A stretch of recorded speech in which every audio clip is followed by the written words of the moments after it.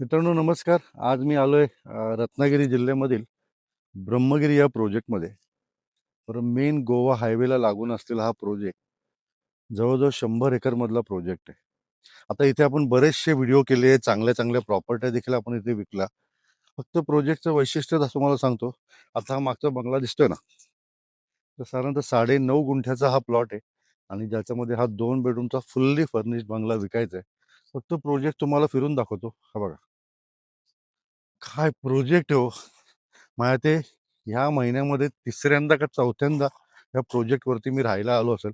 आणि हा सगळा समोरचा व्ह्यू, म्हणजे हा व्ह्यू तर जाऊ द्या, तुम्हाला बंगल्यातून व्ह्यू दाखवतो. हा जो परिसर आहे ना, हा सर्वात ब्रह्मगिरीमधला टॉपचा एरिया आहे आणि जिथे आपला हा बंगला विकायचा आहे 2 बेडरूमचा.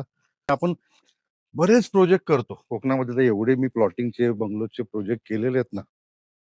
तर टडांग टडांग, हा आहे व्ह्यू. आणि संध्याकाळचा सनसेट जर बघायचा असेल ना, हे बघा,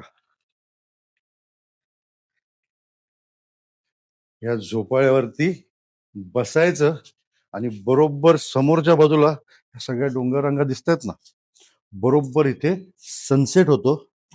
काय व्ह्यू असतो. काल आम्ही सनसेट इथं बघितला, म्हणजे जबरदस्त. तर हा आपला आहे बंगल्याचा व्हरांडा आणि जिथून दिसणारा हा सगळा व्ह्यू. समोर दिसतोय तो गोवा हायवे.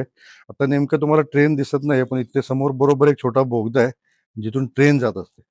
तर आता विचार करा, प्रॉपर्टी अशी व्ह्यू वाली जर घ्यायची असेल, आपण कितीतरी प्रोजेक्ट करतो.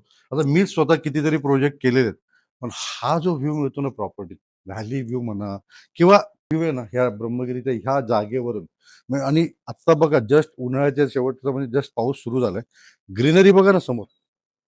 म्हणजे तुम्हाला वाटणारच नाही की बाबा उन्हाळ्यामध्ये देखील मे महिना चालू आहे आणि एवढी सगळी ग्रीनरी आहे, दाट ग्रीनरी.